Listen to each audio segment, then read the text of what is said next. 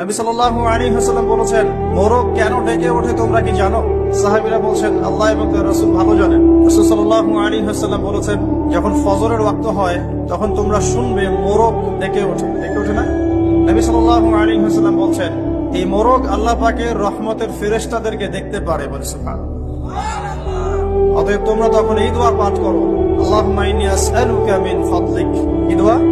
আল্লাহুম্মা ইন্নী আসআলুকা মিন ফাদলিকা। এই দোয়াটা পড়বেন সকালবেলা। তো যে রহমতের ফেরেশতা একটা মোরগ দেখতে পাচ্ছে, আমি দেখতে পাচ্ছি না, তাহলে আমার দৃষ্টির সীমাবদ্ধতা জানান দিচ্ছে একটা মোরগ।